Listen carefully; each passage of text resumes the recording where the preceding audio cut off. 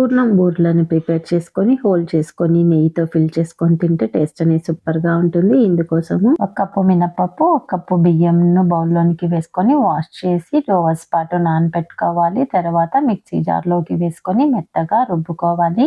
చిటికెడు ఉప్పు, చిటికెడు వంట సోడా వేసుకొని 2-3 మినిట్స్ పాటు బీట్ చేసుకోవాలి. శనగపప్పుతో ఎక్కడ పలుకులు లేకుండా గట్టిగా పూర్ణాన్ని ప్రిపేర్ చేసుకోవాలి. ఎలా ప్రిపేర్ చేసుకోవాలో ఆ వీడియో లింక్ కింద ఇస్తారు, కావలసిన వాళ్ళు క్లిక్ చేయండి. తయారు చేసుకున్న పూర్ణాన్ని చిన్న చిన్న బాల్స్గా చేసుకొని పక్కన పెట్టుకోవాలి.